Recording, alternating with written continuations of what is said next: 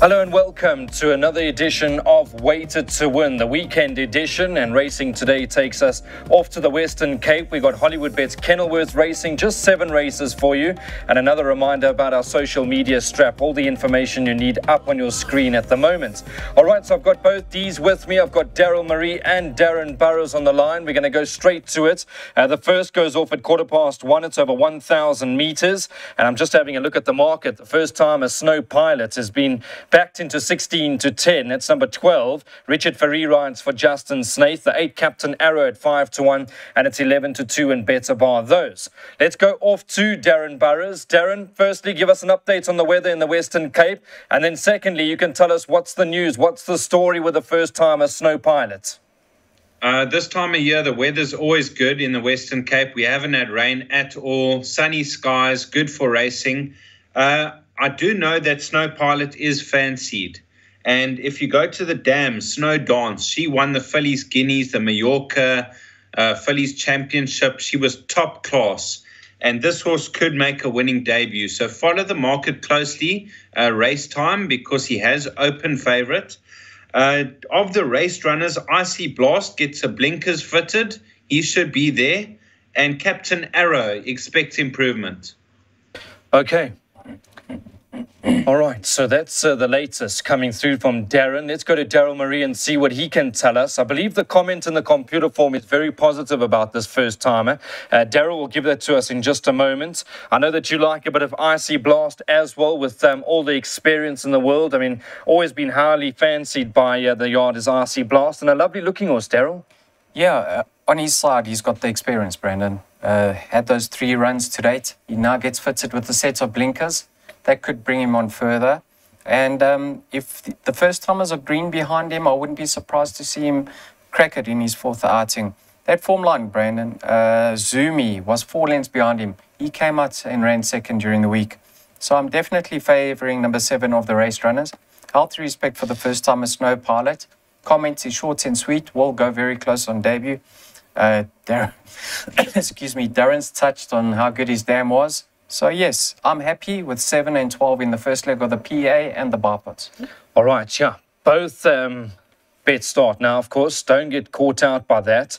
The bar pot and the PA start in race number 1. So we're going to go and have a look at those selections. Let's see what the guys have done for us in the first leg. They've gone 7 and 12 in the first leg of the bar pot, by 1 and 9, by 7 and 8, by banker 5, by 1, 3, 4 and 5, by 3, 5 and 7. And that bar pot on screen is only going to cost you 96 Rand.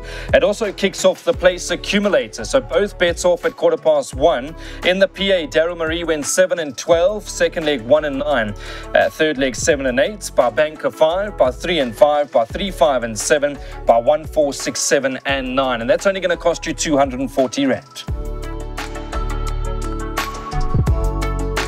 We move along to race number 2. This particular race goes off at 13.50. It's over 1,200 meters.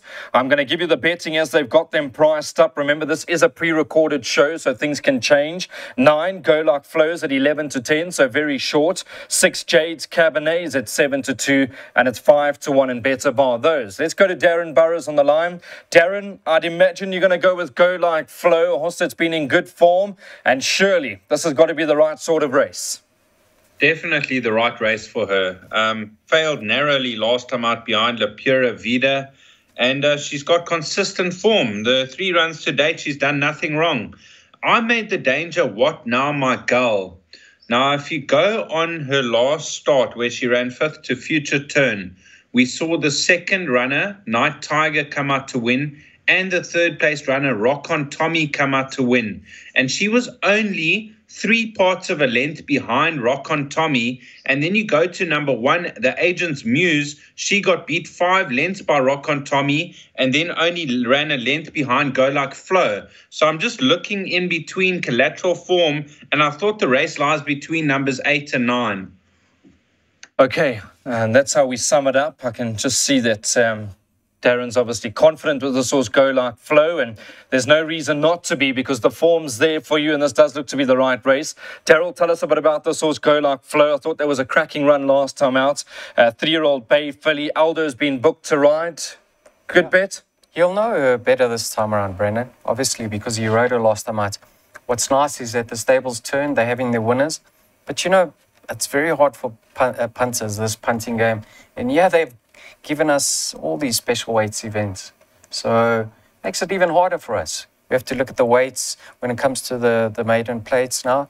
And have a look at number 1 here, the Agent's Muse. Now, Brandon, she had 3 dismal starts. Her first 3 runs were all terrible, to be quite honest. And they put her away, and she's come back and she's improving. You know how well bred she is. She's a sister to Rascallion, a full sister to Agent of Fortune. He was very good himself. Now, just on their later start, you can see she's 1.5 kilos better off for a length and a half beating. So on paper, there's very little separating herself and Go Like Flow. If it was a maiden plate, I'd say Go Like Flow's a racing certainty, but it's not. It's a special weights event. So I'll put the 2 of them in. I'm just playing the safe route. And that form line has been franked with He'd Call Me Bocky winning from there. So, yes, 2 of them to get through. Fair enough. Well summed up. Very well summed up there by Daryl Marie. Let's go and see what we're doing in terms of selections over here. Race number 2. I see it's the first leg of the pick 6. 8 and 9 in the first leg by Banker 8, by Banker 5, by Field, by Field, by Field. So an interesting way to play the pick 6. Darren's worked that out, and the spend's only 1,408 Rand. Remember, the first leg of the pick 6 starts now in race number 2, and the race goes off at 13.50. On to race number 3 we go, and this race is off at 14.25. It's over 1,600 meters. Just want to have a look at the fixed odds market to see what we're doing in terms of betting. Augusta Blue, number 8 at 22 to 10. 1 is at 33 to 10. 7 is at 9 to 2. And it's 11 to 2 and better bar those. Let's start with Darren Burrows. Darren, not an easy race. Your favourites, number 8, Augusta Blue at 22 to 10. You'll be able to tell us a bit more as you are closely associated with the yard. Well, I have spoken to Adam in the past about Augusta Blue, and he said he's a lovely horse. He's going to mature with age and with racing. And we actually got the money last time out. He ran 3rd. He was 20 to 1. He was a good price of place, and he was running on strongly. He stayed on strongly in all of his last 3 starts. And I see Alder de May has now booked the ride. He does hold Contiguous and Lockheed Lightning on that run behind Intimidator. And I think he'll confirm that form. So I've taken my chances and banked Augusta Blue. Well, it's not an easy race. By no stretch of the imagination is this an easy race. And I know the conditions of the race have made it a nightmare for Daryl Marie and obviously for Darren as well and all the other punters out there. What can you tell us about this race? Poor punters, once again, Brandon. Special weights. More work for them. I do like the chances of number 8 of Augusta Blue. He's improving with racing. So he's my second pick though. And many are going to say, how can I tip Contiguous ahead of him if Augusta Blue beats him and he's better off at the weights? I'll tell you why.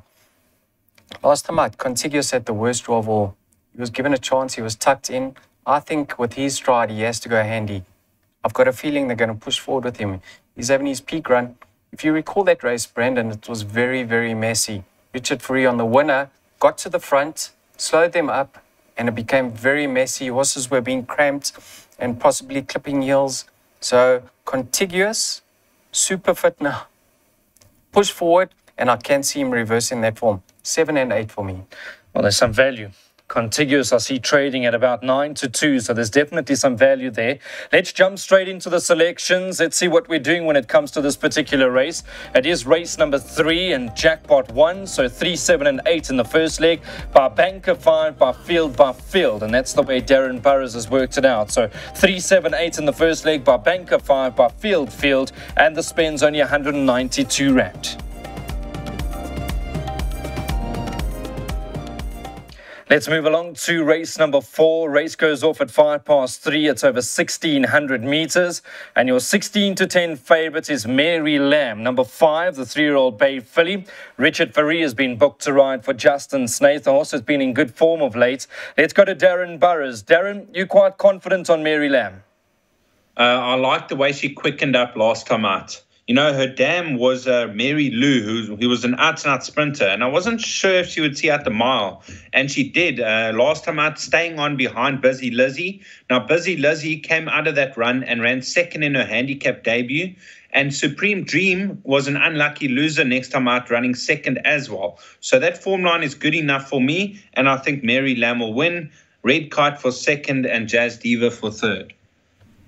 Okay, thank you very much. That's the input from Darren Burrows. Let's go to Daryl Marie. I know he absolutely loves the maiden special weights, and every time he opens up the computer form, he's always got a big smile on his face. And let's go and see what he likes over here. What do you like, Darren? Yeah, once again, poor punters and poor best horses trying to get out of the maiden ranks. But anyway, Brandon, I'm favouring Mary Lamb over Red Kite, who I think is a main market rival. Is that? That's right.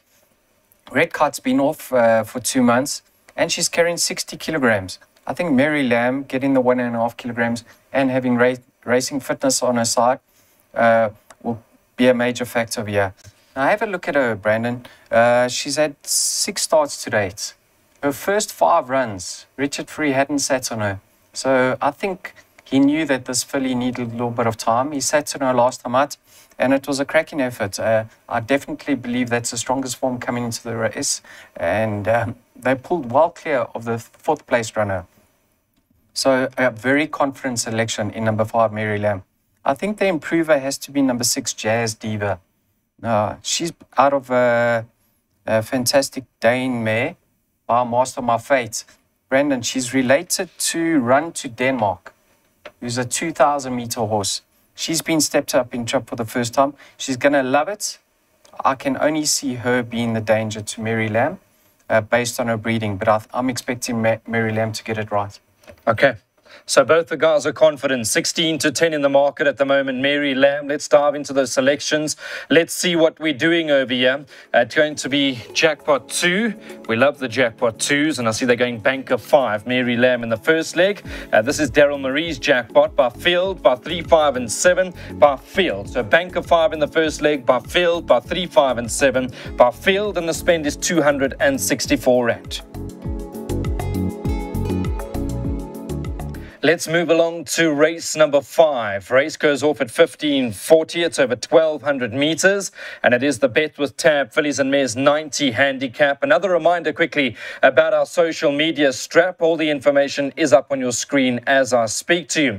I'm going to dive straight into the market quickly, see what they're doing in terms of betting. Number 3, Miss Greenlight at 3 to 1. The 5, Bonikas at 7 to 2. The 1, Fun Zone at 4 to 1. 9 to 2, number 6, Gimme a First, and 6 to 1, and Better Bar those. We'll go to Darren Burrows first. Darren, tell me a bit about this race. I'm not sure if you're in the same camp as me. I was of the opinion that maybe Bonika could be a big runner over here.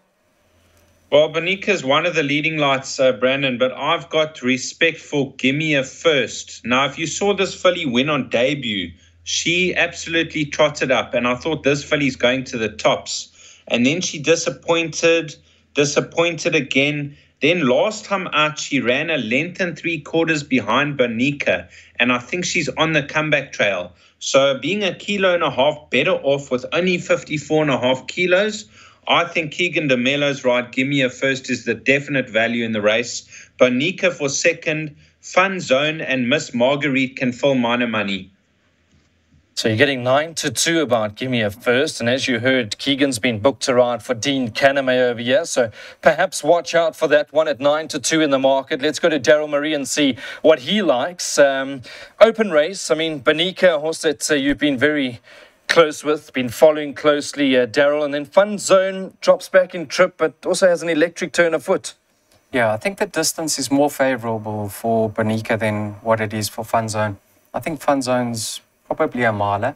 Yeah, Bonika, this filly, I took a lot of flack. Are you on Facebook, Brennan? I am. Sure. I got sent some screenshots saying I should retire from tipping for tipping this filly last time out. But luckily, I've got a screenshot. The same person that said that posts winning bets after the results, covering the amount. So I took it where it comes from, luckily. But you got thick skin though, Dan. Yeah, we got can thick take skin. it. You know, if you can just read a race, it all went wrong for her last time out. She came out a little bit slow. She was pulling behind. They were very slow up front. They were basically walking. So the race wasn't run to suit. But if you like her, you have to have healthy respect for number 4, Miss Marguerite. You can see she's 2.5 kilograms better off for a length beating. Miss Greenlight actually holds Banika and is better off. And that form line has really stood up, although it was a women's event, the ladies' race. We saw Distinction and Betty Boop winning from there. So I make this a tricky lineup. I'm not in Banika's camp as heavily as I was last time out, but I do like her chances. It's tricky. It is tricky. It's very tricky, and I'll tell you what, the guys do a fantastic job, not because I'm working alongside them, but it's never easy. It's hard enough to find one winner, let alone trying to tip every day of the week for 9 races, 8 races, in today's case, 7 races. So hats off to the guys for studying and trying to help the punters out there. Let's go and see what we're doing in terms of selections over here. Darren Burrows, he likes a bit of Gimme a First. We heard why he liked Gimme a First. 9-2 is the current price about this one, so lots of value, and race 5 goes off at 15.40. So let's go on to race number 6, and I see the favourite over here for race number 6 at the moment is Trivial Matter, number 3 at 28-10. Gavin Larina's in town to ride, and this one for Eric Sands. The 5 Elusive Trader at 7-2, the 7 Sundazed at 7-2, and it's 5-1 and better bar those. Always good to have Gavin in town. What do you like over here, Darren? Well, I give Trivial Matter a big chance. Since coming back from KZN, he's had 2 runs here. He shows a lot of pace, and he just got caught late.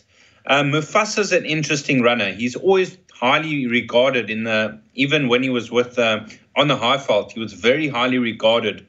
And his 2 runs in Cape Town, he was only beaten under 2 lengths by Mr. Cobbs, and then 5 lengths by Countdown. I would say that was much stronger company, and he's having his peak run. Keegan de Mello takes the ride. So Mufasa, definitely the value in the race. I played the field in the pick 6, looking for a result. I don't blame you. I think you could get any results over here. I'll tell you, a horse that did win a good race last time out was Elusive Trade. I was super impressed with that victory. A horse that's always had the ability. I know he's getting a bit long in the tooth, but that was a super win last time. Daryl, what do you like over here? Yeah, you could say that was a tad cozily. He won with a lot in hand. I mean, Richard knew what he had underneath him. A similar ride, I think he could go back to back. Brandon, Trivial Matter, now you can see on paper he's held by Sundays. I think he was beaten, and he's 3.5, what's he? Sorry, he's worse off at the weights. But he was returning from a 3.5-month layoff, and in need of that outing. Now he's having his peak run, and more importantly, that stable's come to form, Eric Sands. So I don't think there'll be as much separating the 2 of them as there was on that Loving Winter run. So 3, 5, and 7 is my play, but if I had to add another, it would be Mufasa.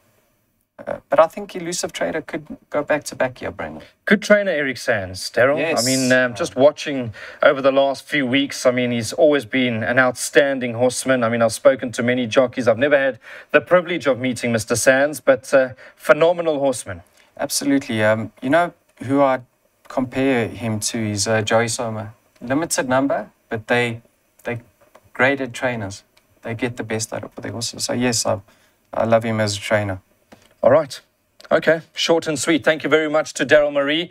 We're going to jump straight into those selections. Let's see what we're doing in terms of the selections when it comes to race number 6. This is the penultimate, goes off at 4:15. Exacta box for Daryl Marie, 3, 5, and 7. So Trivial Matter number 3, 5 Elusive Trader, and then 7 Sundays. That's only going to cost you R6.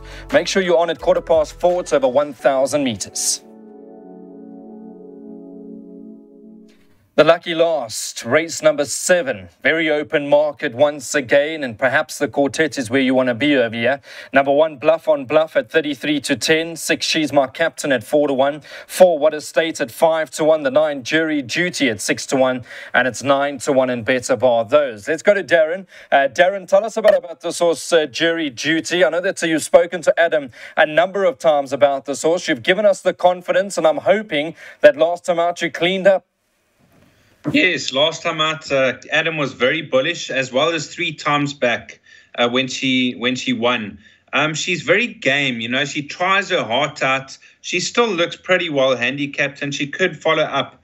But this is another race I played the field because I gave all of numbers 1, 4, 6, 7, 9, and 10, and even others chances. So very difficult for me.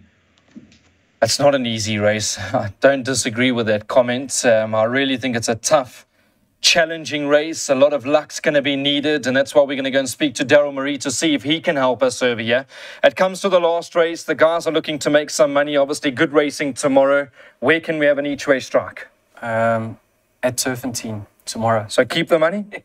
I can't help you this race. JP van der Merwe appears as if he's chosen Jury Duty over What Estate. I thought What Estate looks like she's ready to crack it once again. But Brandon, this is a nightmare of a race. I mean, Bluff just got touched off last time out. He's not well weighted over here. I mean, the weights favour the Ferrosex, but he's in cracking form. Final, move. Now you can see his first 2 runs as a gelding were dismal. He showed good improvement with the blinkers last time out. So he has to go into all bets. Brandon, I don't like the look of this race. I also don't like it. I think it's a very open race. I really don't like the look of it. There's so many horses that have got chances. I mean, you're going to find value, and that's why I said perhaps you want to look at all these swingers, exactors, quartets, that sort of bet over here. So let's go see what they've done for us, the 2 tipsters. Put their minds together, I hope. And, Daryl's helped us with an exactor box, albeit I don't think he was too confident. But let's try something. I mean, we can't sit here and tip nothing. So 1, 4, 6, 7 and 9. That's going to be the exactor box. The 1 Bluff on Bluff, the 4 Horse What Estate, 6 She's My Captain, 7 Final Move, and the 9 Jury Duty. And if you take it like that, 20 Rand is the spend. And that's a wrap for racing. 16.50 the off time. It's over 1,000 meters.